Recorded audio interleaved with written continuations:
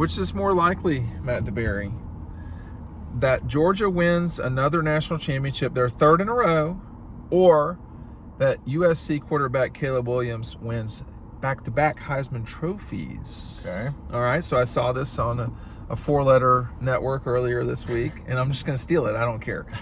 Which is more likely? We've not seen a three-peat in modern football history. We've only seen one. Even Tim Tebow, Herschel Walker, they did not win back-to-back Heismans. Herschel should have, but whatever. Yeah, someone else is going to come out and win the Archie Heisman Manning. Trophy this year. You think? Okay. So then you're immediately going to it. Yeah, I think Georgia's schedule sets up real nice, and it's hard for me to see them outside of the college football playoff. So I think they're in a really good position to win it, whereas the Heisman, one guy could either come out of nowhere or, someone who's maybe in the top 10 right now has a monster year. Who could stop Caleb Williams from winning it besides SC's offensive line? Bo Nix is getting some Heisman, chatter. Okay. I don't know if the quarterback in North Carolina is any good. Social Security Heisman Trophy winner. Drake May is really good in North Carolina, but I don't know if he's a Heisman guy. Marvin Harrison Jr.? Maybe. Wide receivers typically don't win. Yeah, Devontae did, but he had the best season possibly ever. That's true. And he had go ahead. He had a quarterback throwing to him, and Mac Jones had a monster year. He had a national championship winning catch earlier than that in his career. So there's that. But I have some question marks about the Ohio State quarterback. I don't know who it's going to be. We don't know who that will be. I mean, and you've got Graham Mertz at Graham Florida. Mertz. Are we not allowed to mention him? I just thought it was funny. He's not a candidate? He's not on my Heisman list that I've got. That was really. I really feel like you laughed a little too hard there at Graham Mertz. I'm just gonna say it out loud. I don't think Graham Mertz is going to do a whole lot. I'm just glad I basically pronounced his name right, because I don't know. It just rolls right at Graham Mertz. Graham Mertz. It needs to roll a little bit better for him in Florida than it did at Wisconsin, because all we heard about at Wisconsin was how good this guy's going to be. Yeah. Maybe he does have a breakout year. Yeah. I would be. Is he better than Peyton Thorne, Auburn quarterback? Well, I don't really know. He came out of Michigan State as the. I thought he started. Was he starter? Okay. I'll say this about. First of all, sign up for our newsletter. It's right down below. Make sure you're checking that out, because the link is down below. It's the only link. But I would not be super pumped up about coming from the Big Ten and going into the SEC as a quarterback, because the speed of the game is probably a quarter of a second faster, which doesn't seem like much until Mikael Williams and Jordan Davis are dry humping you into the turf. That would be what I'd say about that. I think Florida situation, it seems to me like Auburn is more on the upswing than Florida is. I think you're right. Now, how much of the upswing, I don't know. I mean, how much do Georgia fans need to worry about what's being built at Auburn right now? Because I don't think there's much question. They've had a good offseason. Yeah, they're going in the right direction. Right. But they're not in a ditch anymore. How much credit do you get for that? Well, I still got to see it. But I believe they're in the right direction. I would like to see a competitive game with Georgia before I think that they can beat Georgia.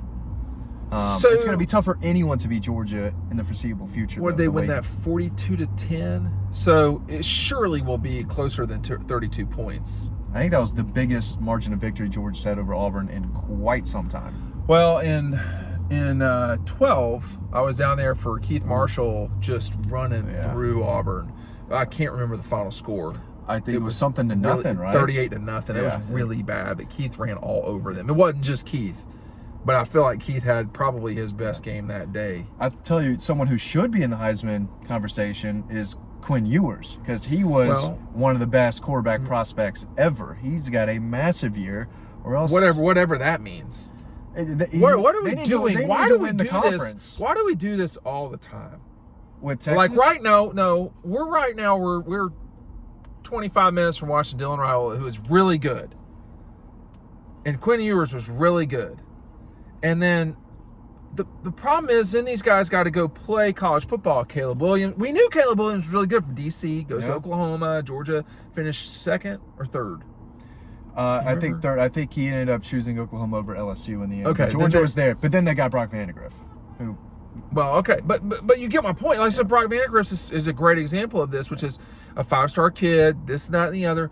It's so hard to be good as a quarterback in college football because you have to play quarterback. Yeah. It's not just a throwing competition, which it feels like a lot of what we look at as in .com world is that. And there's so much pressure too. Like there is. The same with Quinn Ewers running a Texas program that's desperate to get back to the playoff. And back? When did they go? Well, I guess to get there for the first time. And if he doesn't take them to a conference championship or sniff in the playoffs, he's going to be looked at as a major bust. That's just what people do with quarterbacks. Is that fair? Well, if he's bad, it's fair. If he's really good and the defense blows a couple games, then it can't be all on him. Like, was Anthony Richardson a bust at Florida? I don't know if he was a bust. He was a top 5 pick, and I think he was a solid 4-star. He didn't have that 5-star quarterback over his head, which is, people remember if you're a 5-star quarterback. And they hold it against 100%. you. I mean, and let me get that back to the general point though, which is which of these is more likely? Is it Caleb Williams, who, I got to say him in person, very, very impressive, I have to say. I don't know about the fingernail paint. I would probably slow that down this year. Well, if you're going to talk and you back it up, then you're the Miami Hurricanes of the 80s. If you're going to talk and you get beat, then you're just a South Carolina fan in August. So wait for that one. Was that too? Was that not? I thought it would. So now I can't talk about. I thought it would be Gamecock related. No, I was just waiting. Or for Graham Mertz. Got it. Okay, Mertz. now they're both off the side. Okay, but is it Mertz? That's right, Mertz, right? Like the card thing. They need Jalen Hurts. There's my friend. I'm recording. I'll see you up there. Yeah, old people, old friends of ours. But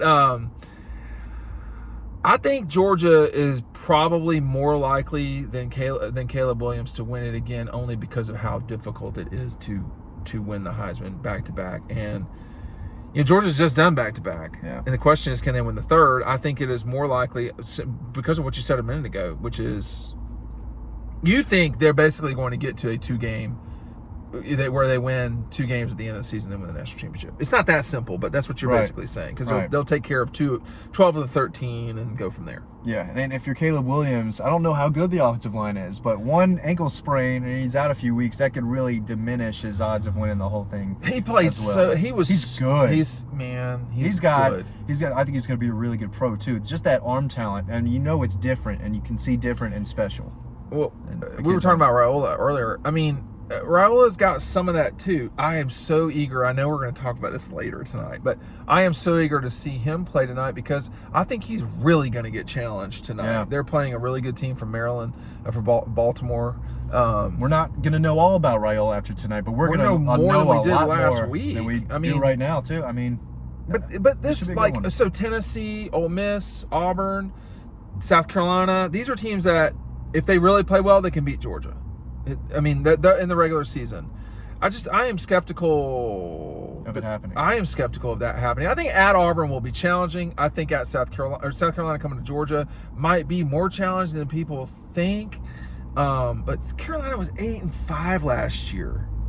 It's not great. I mean, the 2 teams that they lost to Notre Dame, they relatively decisively, not crazy. Is it just me, or does it feel like it's tougher and tougher to go into Sanford Stadium and win? Like year by year, it just feels like it's getting harder and harder. The players are better and better. I mean, I think the crowd is doing a better and better job. There's no question the crowd is better than it was 20 years ago. But, 25 years ago, whatever. But is Georgia better now than they've ever been as a whole program? I think so. Well, then this is as high as the program's ever been. They beat the number 1 team in the country a year ago in Athens, the so-called number 1 team in the country, In 21, I can't remember who they played at home. Oh, they beat number 7 Arkansas. They beat number 11 Kentucky. Both of those, certainly Arkansas decisively. Kentucky, I would say relatively decisively. Yeah. It was not, a landslide.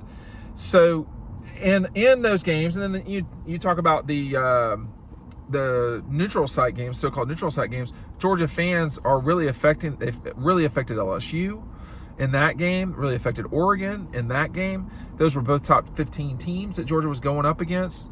Yes, I do think the crowd matters a lot. And when you look at this situation,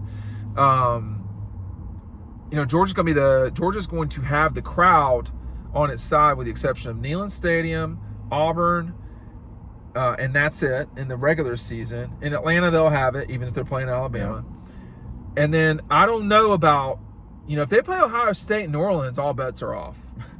Okay? If they play Ohio State and California, all bets are off. They should probably not have as many people as Ohio State and California. But everybody else, Michigan, Ohio State can outdraw Georgia. But everybody else, I don't know. So the crowd matters. Especially in the semifinal. We saw that in the Orange Bowl. The caveat, too, was that Georgia folks were saving their money. 100%. 100%. Definitely happened there. Tossing that one, too. But Michigan, this, we don't lie to y'all. There are schools that do have the firepower financially that Georgia has. Texas, Ohio State, Michigan. That can win one of these? Well, I'm not going to say Texas A&M. No. Because they can't, they're not in position to do it. I want to say USC because I know the money's there. I just don't know if they're positioned to win it. So could they outdraw? They'd outdraw Georgia and California, but I don't know that they would anywhere else east of that. Certainly not in Dallas. That'd be Georgia. Not in Dallas, yeah. Well, but we're going to see. But I think that's just a question. Is the semifinals are in the Rose Bowl and the Sugar Bowl this year. If it's the Sugar Bowl and they're playing somebody that is not Michigan or Ohio State, they certainly will have the advantage. Even in those games, I think it would be very close. But we've seen the last however many times they played Alabama, Georgia's had more people there. In Indianapolis, in Atlanta. I mean, they just have more fans. So we're just going to have to see what happens over time. I think it's more likely, I don't think either of them are probable that he wins it again or that Georgia wins the third. But I think that they are not unlikely. Right. What's the likelihood of both happening? It's not zero. 20% that they both happen? I don't think it's out of the question at all. I mean, he's really good, and Georgia's really good too.